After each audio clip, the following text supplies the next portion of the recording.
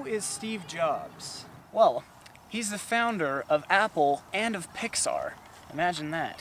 Who would have ever thought that a high school here in the States could have made such an amazing invention in his garage? Today, I'm going to be talking to you about Apple and its amazing visionary, Steve Jobs. Come on, come with me. Let's start where life starts, at birth. Steve Jobs was born in San Francisco, California on February 24th, 1955. His mother put him up for adoption, and just a few weeks later, he was signed over to Paul and Clara Jobs. They had been trying to have a child for 10 years before adopting Steve. His legal father, Paul, fixed up junky cars, which he would sell to make a profit. His legal mother, Clara, worked as a part-time payroll clerk and a part-time mom to Steve, as well as his sister, Patty. Steve needed constant supervision as a kid because of his great amount of curiosity. He got into some trouble with many experiments, and he even had to go to the hospital because of some of them. At school, Steve never really fit in with anyone. The schoolmate later described him as a loner and a crybaby, and that he didn't fit in with anyone else. So instead of hanging out with other kids, Steve often visited workshops to tinker around with things and learn from the adults that owned them. When Steve got into middle school, things got really tough. He pulled pranks that often led him into trouble and suspensions. He refused to do assignments he felt were a waste of time. Jobs himself later said, "I was pretty bored in school, and I turned into a little terror." After a while in middle school, his family moved to Los Altos to get into a different school district, out of fear that Steve would turn into a delinquent.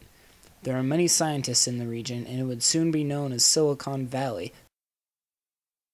because of its technological innovation.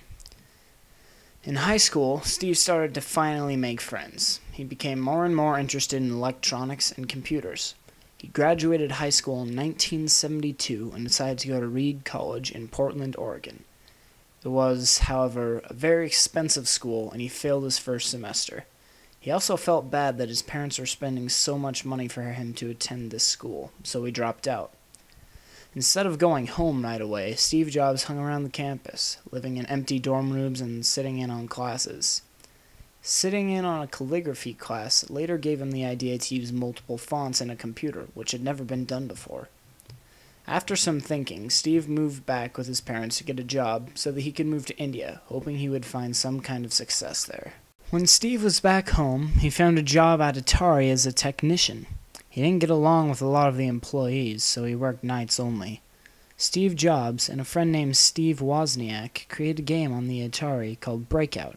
A pretty simple game compared to today's standards, but an incredible feat in the 70s. Wozniak had an idea to make a computer that was easily used and user-friendly.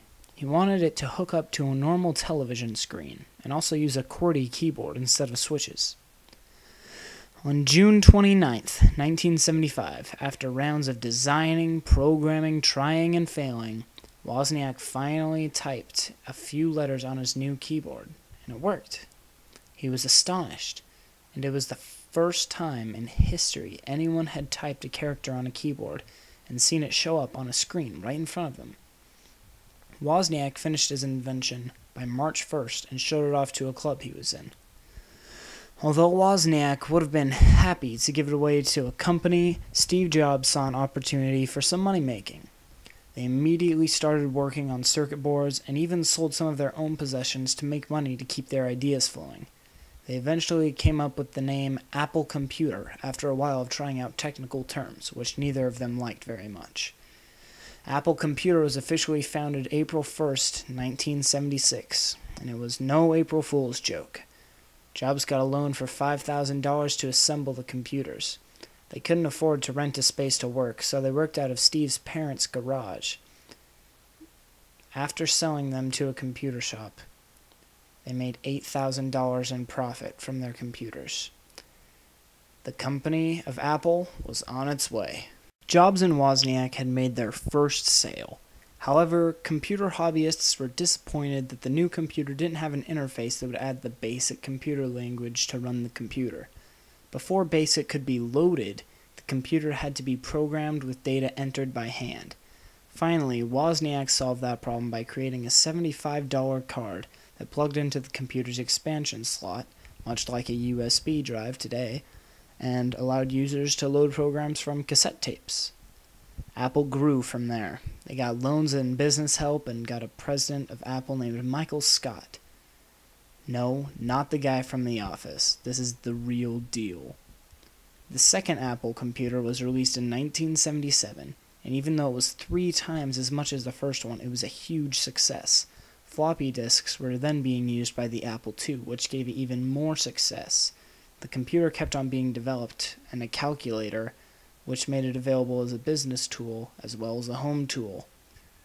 This calculator could only run on the Apple computer, so sales went through the roof. Wozniak was the brains behind Apple, and you could say that Steve was sort of the brawn. He went out and got funding and advertised the company very well. Jobs even cleaned himself up and wore a suit to better help Apple.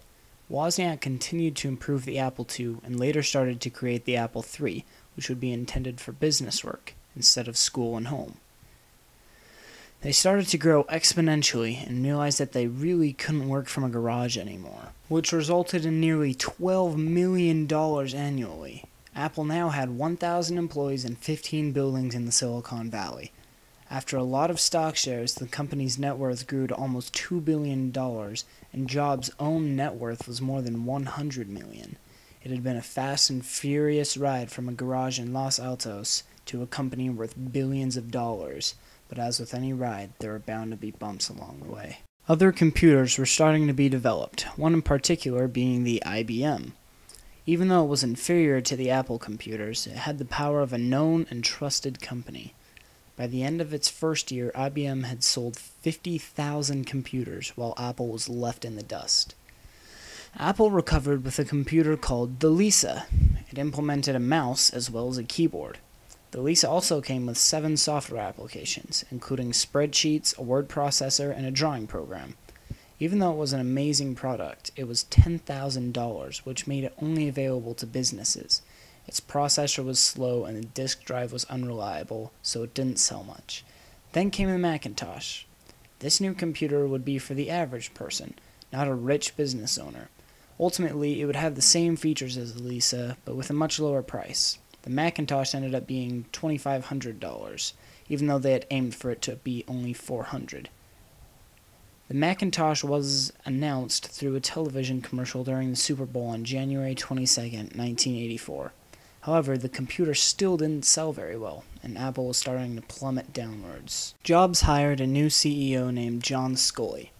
Unfortunately, the two did not get along very well, and John practically ripped his company away from him. Everyone hated Jobs, so he resigned and started a new company called Next. Apple started going through even rougher times, but it wasn't dead. They created the Macintosh Portable, aka the Mac in the Book, in September 1989. The only problem was that it weighed 16 pounds, so it wasn't all that portable. Other companies were making portable computers like these that were only 10 pounds. However, Apple's was much more powerful. In 1991, Apple designed the PowerBook, which was as powerful as a desktop Mac and a lot more portable than the Mac in the Book before it. Apple went through many new changes, including a different CEO and a couple new inventions. All of these, however, were false starts that couldn't seem to get Apple going again. Apple was in complete disarray, and they immediately wanted Steve Jobs back again. He was practically the face of their company. He bargained with them, of course, saying that his next system was far superior to any other computer out there. Apple agreed, and Jobs was back in the business. He even replaced the current CEO and regained his powerful position that he used to have. Steve Jobs took a lot of risks with the company, including killing off dying products and laying off employees. In 2001, Apple opened up their first official Apple Store. The idea of the store was to get Apple back on the right track again and to increase sales. The first 2 Apple stores opened in Virginia and California in 2001. They were extremely successful and sold even more product than Best Buy did. Let's backtrack a little. In 1998, Apple released a new computer, the iMac. It was egg-shaped and had many unique things about it that other computers did not.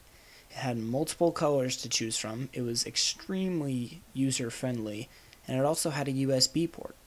The monitor was combined with the other computer elements instead of using a separate tower for the computer components. The iMac was a huge success. It had 150,000 pre-orders and became the fastest selling personal computer in history. Over 2 million were sold in just 1 year. Apple is back to being the leader in the computer industry once again, and there were even greater innovations in its future. Apple then innovated the music scene with the iPod in 2001. It was the first music player that did not need a CD to play music, as it only needed MP3 files. At first, it wasn't wildly successful since its price was $400, but in 2002, more than 200,000 iPods were purchased during the fourth quarter of that year alone. It started to outsell the computers, and it was expected that it would soon account for half of the company's revenue. Apple's computers was no longer just computers, so they changed their name to Apple Incorporated. Later on came the iPhone, iPod Touch, iPad, Apple TV, all of the products that we are so familiar with today. Steve Jobs died of pancreatic cancer on October 5th, 2011. That day, not just the nation, but the entire world lost a visionary, a brilliant man with brilliant plans. Tim Cook is now the leader of Apple, and he is continuing to look to the future with his crew. Well, that's it for today. Steve Jobs was a huge asset to not only the future of America, but the outcome of the entire world. So next time you want to criticize someone for what they do or don't do, just remember, they could be among the greatest heroes of the world one day. I hope you've enjoyed this documentary.